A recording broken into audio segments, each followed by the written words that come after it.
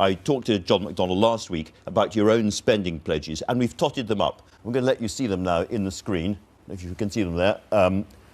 NHS social care, 12 billion, reversing the universal credit, and so forth, 14 billion. I just want to look, is that broadly speaking accurate and right, that list? It's broadly accurate, but obviously these are based on forecasts. So, I mean, the position would change should we get into government in 2020. The cost is all based on either Red Book numbers, official numbers, or Labour's own costing. And it comes to something like £60 billion pounds of extra spending. Now, you have also said that your fiscal credibility rule means that you will not borrow to do any of this. So my question to you is very straightforward. Where does the money come from? Well, we certainly wouldn't have made the decisions that this government has. For example, slashing taxes for the most wealthy in society, inheritance tax, capital gains tax, well, let's just go the through bank those. levy, corporation tax. So you reverse those. Let's talk about corporation tax. How much do you raise from reversing corporation tax? Well, as a total package, we asked the House of Commons to do some research in terms of the money that we would gain back if we reversed all of those tax breaks. As a whole, it's £70 billion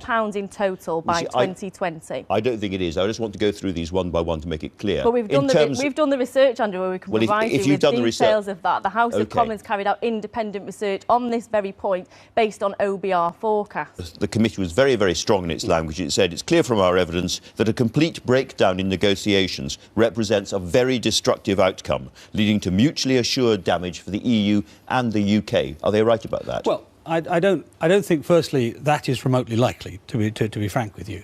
Really, since the referendum, the whole government, and certainly the Foreign Office, my department, the Prime Minister's department, and so on, have been engaged with every country in Europe and, of course, the institutions. And the feedback, look, it's going to be tough. Let's not make no bones about it. There will be tough points in this negotiation. But it's in absolutely everybody's interest that we get a good outcome. Ours and theirs. The obverse, if you like, of what the committee was saying. It's in their interest, in our interest, in Spain's interest, it's in Estonia's interest, it's in France's interest, it's in Italy's interest. Everybody has an interest in a good outcome to this. We're still about 40-odd billion away from your target. Well, as I've said, as I've said, it's 70 billion in total, referring to those 4 tax breaks. 70 billion by 2020. I don't think you get 70 billion. I want to go through those 4 tax breaks in specific terms to check this. What's your message to MPs tomorrow? Oh, simply, look, I understand, who better to understand bluntly than the importance of parliamentary accountability? I've spent a decade of my life doing nothing but the simple, and I've said since the beginning of this exercise, look, it's inconceivable to me that there wouldn't be a vote on the outcome. But the simple truth is, what I don't want to do is take a simple bill which is designed to do nothing more than put the result of the referendum into law, as the Supreme Court told us to do. We waited for the Supreme Court to give us the detailed guidance on that. And we're going to do that. Please don't tie the Prime Minister's hands in the process of doing that for things which we expect to attain anyway. So 17.7 billion from corporation tax cuts. How much do you get from raising the inheritance tax threshold? Well, as I've said, it's 70 billion by 2020. You're giving me a meaningless overall figure, if you don't mind me saying so. I just want to know, in detailed terms. The cumulative total of all of those tax cuts is 70 billion by 2020. This is independent. This is independent research that's been carried out by the House of Commons Library. So what happens if they don't accept it? Well, then that is what's called the most favoured nation status deal with the World Trade Organization. Then we go out, as it were, on that is why, of course, we do the contingency planning to make sure that is not harmful. But this is a reality. The decision has been made. The British people decided on June 23rd last year to leave the European Union. That is going to happen. My job, and the job of the government, is to make the terms on which that happens as beneficial as possible. And remember, we keep talking about all the sort of negative sort of stuff of protecting this, protecting that, as well as protecting our European markets. We're also going to be freed up to access all those other high-growth markets in the rest of the world, markets which we are uniquely equipped to make the best of because of our history, because of our language and so on. Well, corporation tax cuts, according to the budget, gets you 17 billion. Raising the inheritance tax will get you just 2.8 billion. Capital gains tax cuts cost just under 3 billion, again, according to the budget. And receipts from the bank levy are forecast to be only 4 billion lower by 2020 compared with the OBR estimates. And again, these are all official figures. Tot it up together, it comes to 30 billion pounds, not 60. So you're still £30 billion short. And my question is, if you're talking about credibility, if fiscal credibility really matters to you, where does that money come from? No, it's inheritance tax, capital gains tax, corporation tax, and the cuts to the bank levy, which totals £70 billion by 2020.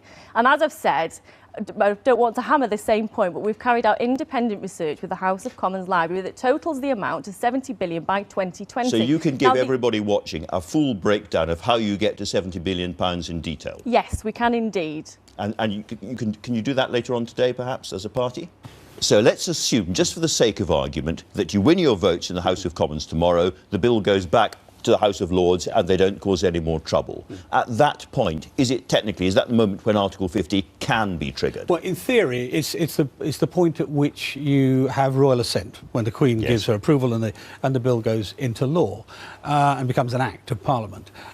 When it will be, I mean, people have been predicting the 6th, the 9th, the 15th. But you want to crack on, don't you? Of course, but I also want to pick the right day. I also want to do it in a way. Each date has different implications in terms of when it can be responded to by the Council and so on. And there's politics. I'm not going to go into the details of why, but there's politics in terms of success, there's the elections, and there's all sorts of stuff. I understand that. Nonetheless, very soon we are going to trigger Article 50. Before the end of And my question is, what happens then? Right. What happens then is fairly straightforward in formal terms, and whether it's straightforward in negotiated terms is another matter. But it then goes, the letter goes to the Council. The Council then has to decide a guideline. They tell the Commission how to carry out the negotiation. That will require a meeting of the Council, which will probably take a month. We don't know for sure, but it will probably take a month, depending on how they address it, the Council without us. And then they hand that guideline back to Jean-Claude Juncker, who tells Michel Barnier, my opposite number, how to run his negotiation. Then we meet and we start. And I guess the first meeting, bluntly, will be about how we do this. How many meetings? You know, who's going to meet? Who's going to come? Specialists, generalists, whatever. Well, I'll speak to John McDonnell if he's available. It's Sunday, I know. Because one of the ways you could deal with this big problem is you could do what he has talked about in the past, which is a wealth tax on the top 10% of people in this country. Is that a prospect that the Labour Party could go for? Well, I think we need to look at the way our economy works as a whole, and taxation is one point the government needs to look at in terms of generating tax receipts, but it also needs to look at the economic model in total. It needs to be investing in business and ensuring that they have the tools to succeed in a fertile business environment so that they can boost wages for their employees and deliver a high-paid, high-skilled environment where tax receipts are increased, and they're certainly not doing that. We didn't see that from this week's budget. We didn't see the government go as far on the business rates issue as they would have liked. We saw them hammer low and middle income earners on the national insurance issue. Since you're business secretary, what is the proper rate, do you think, of corporation tax under Labour? Well, we would reverse the cuts that the government has made on corporation tax, but we can't look at corporation tax as a standalone issue. I think Philip Hammond had stated that if we didn't get a deal from Brexit, that we would slash corporation tax, but that alone is not enough to make us competitive. We need to see investment in skills, we need to see investment in infrastructure, we need to see investment in research and development, and we saw very little of that in this week's budget. The government is not setting us up for the future. There was no mention of industrial strategy in this week's budget submission at all. What is the day on which we leave the European Union? Well, it'll be by March 2019. I mean, that's not to say there won't be some transitional implementation phase. But in terms of people looking at their diaries, March 2019 is the date to... Yeah. OK.